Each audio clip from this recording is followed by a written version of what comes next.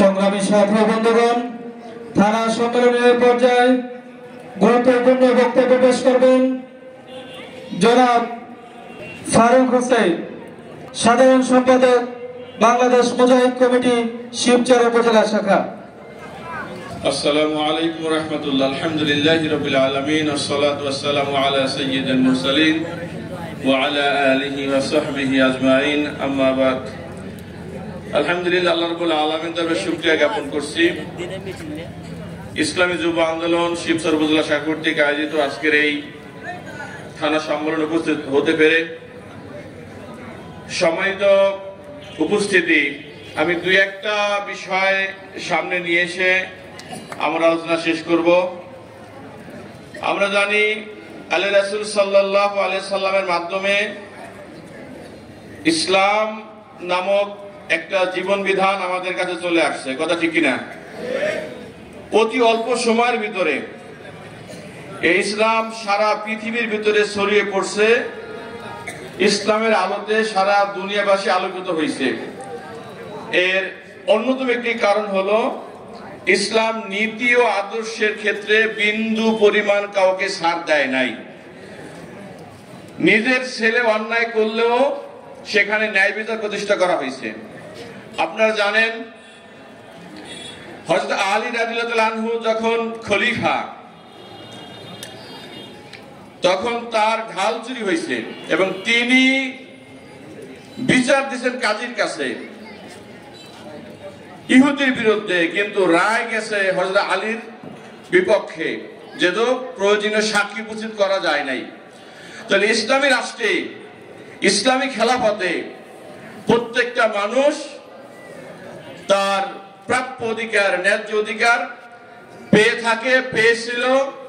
এবং যদিও মুসলমান এবং ভিন্ন ধর্মের মধ্যে কোনো সমস্যা সৃষ্টি হয়েছে, যদি অমুসলিম বা ভিন্ন ধর্মের মানুষ যদি সে সঠিক থাকে, ইসলাম তার পক্ষে রায় দিছে, আল্লাহ রাসূল তার পক্ষে রায় দিছে।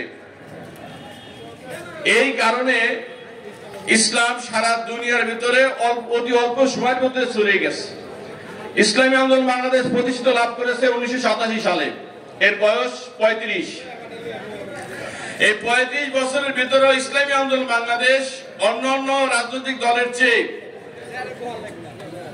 আমি বলবো জ্যামিতিক হারে ব্যাপকভাবে এটা সারা বাংলাদেশের আনাচে কানাচে ছড়িয়ে পড়েছে। তার একটা উল্লেখযোগ্য কারণ হইল ইসলামী আন্দোলন বাংলাদেশ আল্লাহ রাসূলের আদর্শ অনুযায়ী, কোরআন সুন্নাহর আদর্শ অনুযায়ী এখান থেকে এক বিন্দু বিসর্গ পরিমাণ সরে যায় নাই।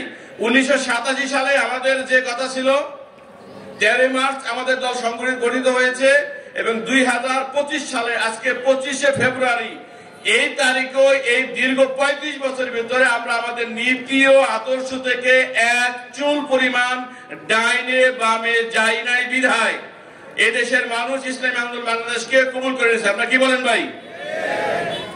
আরেকটি বিষয়, ইসলাম বিজয় লাভ করছে সংখ্যার ভিত্তিতে নয়।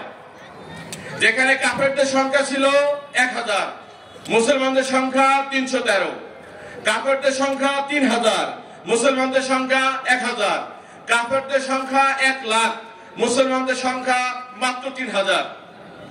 তাহলে ইতিহাস বলে 1/3, 1:3, অর্থাৎ 100 জনের ভিতরে আমরা যদি বাংলাদেশে মাত্র 30% বা 33% লোককে ইসলামের নীতি আদর্শকে বুঝাইতে পারি, তাহলে আগামীতে এদেশ হবে ইসলামের দেশ, কথা ঠিক কিনা?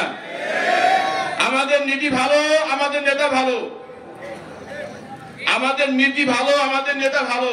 এখন আমাদের যে কাজটা প্রয়োজন সেটা হলো আমাদের ভালো নীতি এবং ভালো নেতা।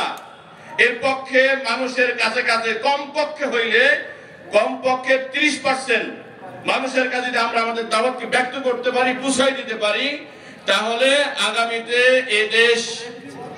এ দেশ হবে ইসলামের বাংলা, মুসলমান সহ সমস্ত মানুষের জন্য একটা মডেল রাষ্ট্র। আরেকটা বিষয়, 3 নম্বর বিষয়, দুইটা দেশে পৃথিবীতে রাষ্ট্র ক্ষমতা ইসলাম কি ছিল? তার মধ্যে একটা হলো মিশরের ব্রাদারহুডের মাধ্যমে মোহাম্মদ মুরসির নেতৃত্বে ব্রাদারহুড। মোহাম্মদ মুরসি সেখানে রাষ্ট্রপতি হয়েছিলেন, প্রধানমন্ত্রী হয়েছিলেন, কিন্তু টিকতে পারেন নাই। অপরদিকে আমাদের ছাত্র ভাইয়েরা আরেকটি রাষ্ট্রে সেখানে ইসলামী খেলাফত ঘোষণা করছে।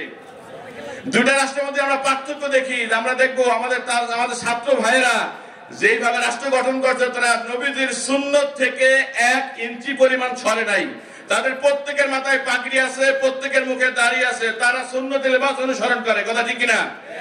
কাজে ইসলামী রাষ্ট্র কায়েম করার নামে দাড়ি বাদ দেওয়া, জুব্বা বাদ দেওয়া, পাগড়ি বাদ দেওয়া, এটা ইসলাম বিজয় হবে না, বরং ইসলামকে জবাই করা হবে।